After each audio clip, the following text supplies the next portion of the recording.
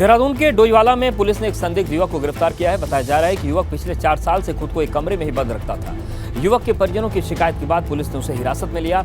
युवक की गतिविधियां संदिग्ध नजर आ रही हैं। सूत्रों की माने तो युवक सोशल मीडिया के जरिए पाकिस्तान बात करता था।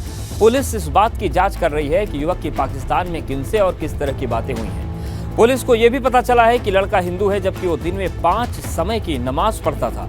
साथ ही युवक दूसरों को भी इस्लाम धर्म के बारे में प्रेरित करता था।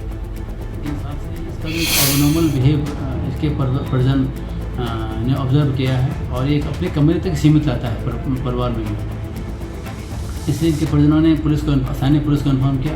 हमारी एक संयुक्त टीम ने आज इससे पूछताछ करी और पूछताछ करने पर जानकारी मिली कि वास्तव में ये डिप्रेशन के शिकार है और ये इसका इस्लामिक धर्म के प्रति इसका आकर्षण बढ़ रहा है और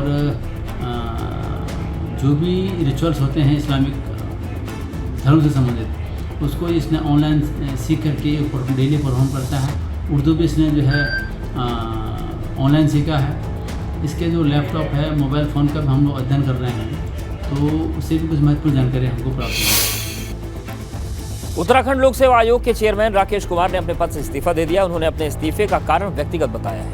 राकेश कुमार ने 24 दिसंबर 2021 को चेयरमैन पद ज्वाइन किया था। करीब 1.5 साल तक आयोग के चेयरमैन रहने के बाद उन्होंने इस्तीफा दे दिया।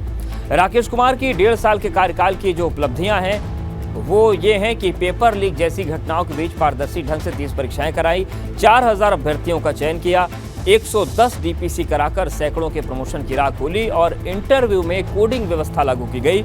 आयोग में डबल लेयर वाली गोपनीय शाखा स्थापित की, पहली बार इंटेलिजेंस यूनिट स्थापित की और कैंडिडेट्स के लिए ग्रीवेंस रिड्रेसल सिस्टम स्थापित किया। तो यानी कि जो 1.5 साल का कार्यकाल उसमें कई महत्वपूर्ण उपलब्धियां हैं, लेकिन उन्होंने व्यक्तिगत कारण बताते हुए इस्तीफा दे दिया।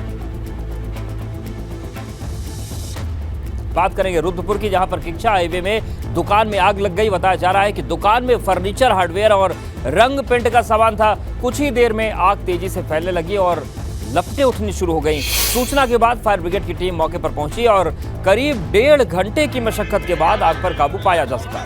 आग की वजह से दुकान में रखा लाखों का सामान जलकर राख हो गया। आशंका है कि शॉर्ट सर्किट की वजह से आग लगी थी। देखिए 2 तस्वीरें आपको दिखा रहे हैं। पहली तस्वीर आप देख सकते हैं कि भयंकर आग कितनी भयंकर थी और दूसरी तस्वीर फायर ब्रिगेड की कोशिश की, क्योंकि आसपास भी कुछ शोरूम थे। अगर वक्त रहते आग नहीं बुझाई जाती तो आसपास के शोरूम भी इसकी चपेट में आ सकते थे।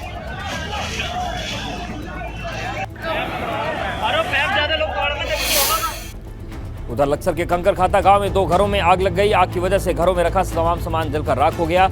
आग इतनी तेज से फैली कि ग्रामीणों को संभलने का मौका ही नहीं मिला। कुछ ही देर में आग तेजी से फैल गई और दोनों घरों को चपेट में ले लिया। आग लगने की वजह से गांव में अफरा तफरी मच गई। बड़ी खबर खटीमा से है, जहां पर दर्दनाक सड़क हादसा हुआ है। तेज रफ्तार कार से 2 स्कूटी की टक्कर हो गई। हादसे में 3 महिलाओं समेत 4 लोगों की दर्दनाक मौत हो गई। एक ही परिवार के सभी लोग बताए जा रहे हैं। तो खटीमा में बेहद दर्दनाक हादसा हुआ है और 4 लोगों की जान चली गई। तेज रफ्तार कार से 2 स्कूटी की टक्कर हो गई। हादसे में 3 महिलाओं समेत 4 लोगों की जान गई है। एक ही परिवार के सभी मृतक बताए जा रहे हैं।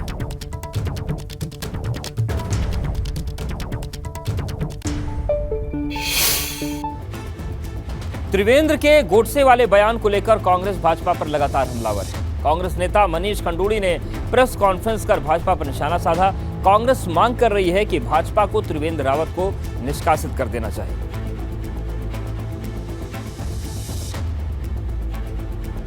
आज अगर गांधी जी के हत्यारे को कह रहे हैं कि देशभक्त है, मैं आपको यकीन दिलाता हूं कुछ सालों के बाद ये गांधी जी पे ही डायरेक्ट अटैक होगा। इस देश के अस्तित्व पे ये हमला कर रहे हैं और इनके इरादे यही हैं कि कुछ सालों में सिर्फ यही हो। पहले तो जैसे कहा था कि इस पार्टी के छोटे मोटे जो नेता वेता होते तो ये सब बोलते हैं। आज इस प्रदेश का एक बड़ा नेता, पूर्व मुख्यमंत्री, ये कह रहा है कि देशभक्त है।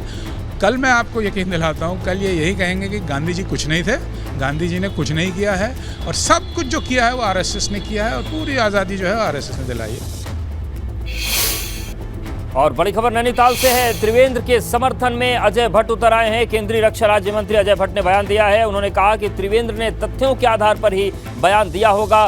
कांग्रेस पहले तथ्यों की स्टडी कर ले, ये अजय भट्ट ने बचाव किया है। तो गोडसे पर बयान को लेकर अब राजनीति गर्म हो रही है पूरे उत्तराखंड में। और केंद्रीय रक्षा राज्य मंत्री अजय भट्ट ने बयान का बचाव किया है, समर्थन कर दिया है त्रिवेंद्र रावत का। त्रिवेंद्र ने तथ्यों के आधार पर ही बयान दिया होगा, ये कहकर अजय भट्ट ने उनका बचाव किया है और उन्होंने कांग्रेस को भी निशाना पर लेते हुए कहा कि कांग्रेस पहले तथ्यों की स्टडी कर ले। हमारे लीडर ने जो कहा है अपनी जगह, उन्होंने किसी मत के आधार पर कहा है, किसी सोच के आधार पर कहा है, प्रमाणों के आधार पर कहा है। और जो कांग्रेस के लोग, हमारे मित्र लोग बात का बतंगड़ बना रहे हैं, वो पूरे केस की स्टडी कर लें, पूरे केस की स्टडी कर लें। अगर कहीं जो केस चला था उसमें कहीं उनका नाम आ गया हो तो तब फिर बात करें। तथ्यात्मक बातें जब आती हैं स्टडी करने के बाद बोलेंगे तो अच्छा रहेगा। मुख्यमंत्री पुष्कर सिंह धामी 2 दिवसीय दौरे पर उत्तरकाशी पहुंचे। 2 दिन के दौरे के दौरान मुख्यमंत्री धामी के कई कार्यक्रम हैं। मुख्यमंत्री के पहुंचने पर भाजपा कार्यकर्ताओं ने उनका स्वागत किया। मुख्यमंत्री धामी ने कहा कि प्रदेश सरकार उत्तरकाशी जिले के विकास के लिए संकल्पित है। इस दौरान मुख्यमंत्री ने मुख्य सेवक आपके द्वार के जन संवाद कार्यक्रम के तहत लोगों को संबोधित किया। इसके साथ ही सीएम ने 136 करोड़ की 54 योजनाओं का लोकार्पण किया। वहीं 210 करोड़ की 56 योजनाओं का शिलान्यास किया गया। उत्तराखंड में बढ़ रहे लव जिहाद के मामलों पर मुख्यमंत्री ने कहा कि सरकार माहौल खराब करने वालों पर सख्त कार्रवाई करेगी। जिले में जो घटना हुई है वो उसके लिए हमने सख्ती से जो है कहा है कि सख्ती से उस पर कार्रवाई होगी और कानून व्यवस्था किसी को भी हाथ में नहीं लेना है। हमने सभी को कहा है कानून का काम कानून करेगा, पुलिस अपना काम करेगी और कोई भी इस प्रकार के संदिग्ध रहने वाले लोग इस प्रकार का जो आचरण कर रहे हैं उत्तराखंड की धरती पर ये किसी भी कीमत पर ये बर्दाश्त नहीं किया जाएगा। उत्तराखंड में होमगार्ड को अपना विभागीय बैंड मस्का बाजा मिल गया है। देहरादून मसूरी डायवर्जन पर यह बैंड हर रोज शाम 5 बजे से 8 बजे तक अपनी प्रस्तुति देगा। यहां से मसूरी जाने वाले पर्यटक इसका लुत्फ ले सकेंगे। इस बैंड में होमगार्ड की 21 महिला और पुरुष दोनों अपनी प्रस्तुति देंगे।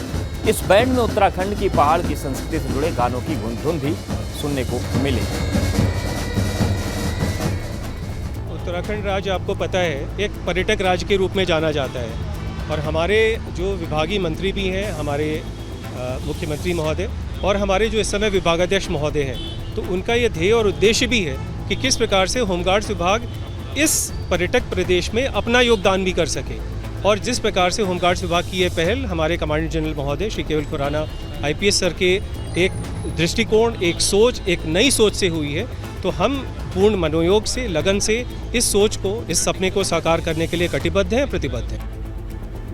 आईएमए में कैडेट्स के लिए आज बेहद खास दिन है। पासिंग आउट परेड के बाद देश को 331 जाबाज अफसर मिल गए। इसके साथ ही मित्र देशों के 42 कैडेट्स भी पास आउट हुए।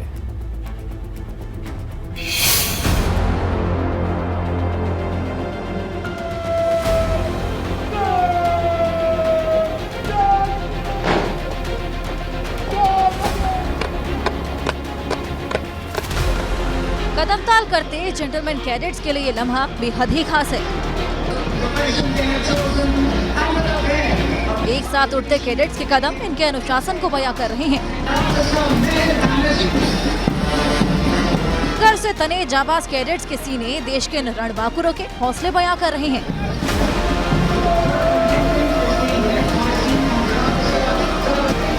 आईएमए के पासिंग आउट परेड के बाद भारतीय सेना को 331 युवा अफसर मिल गए हैं। इनमें मित्र देशों के 42 कैडेट्स भी शामिल हैं, जो कि आईएमए से कड़ा प्रशिक्षण लेकर अपने अपने देश के सेना का हिस्सा बनेंगे।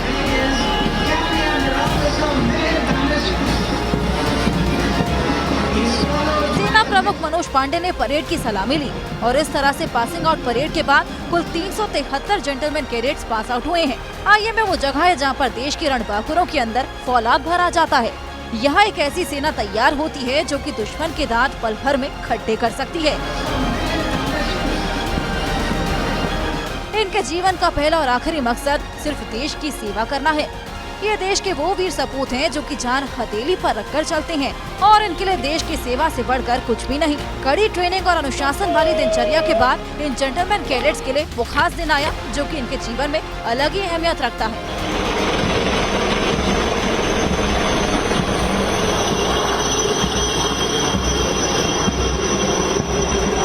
एबीपी गंगा के लिए देहरादून से विनोद कुमार की रिपोर्ट।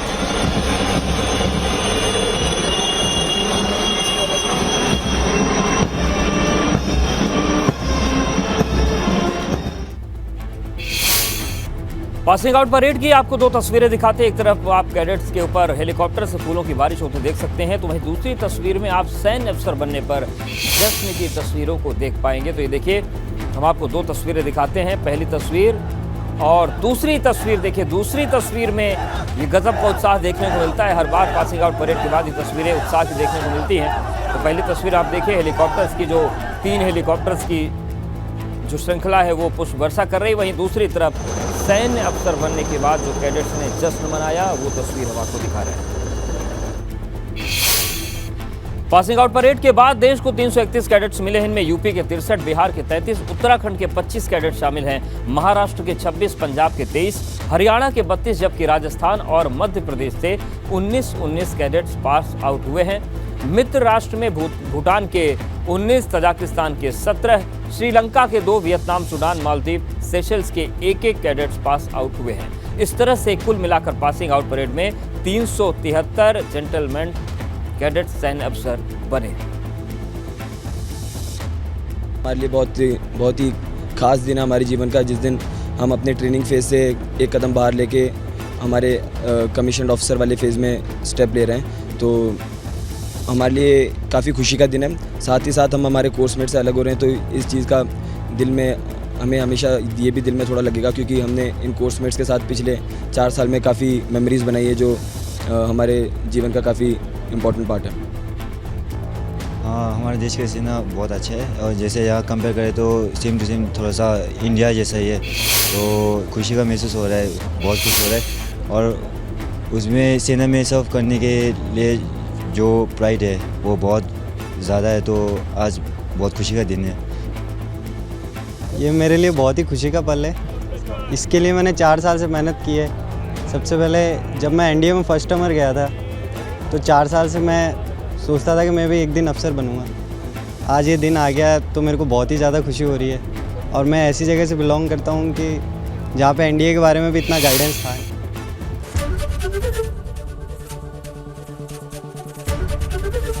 एबीपी गंगा, खबर आपकी, जुबान आपकी।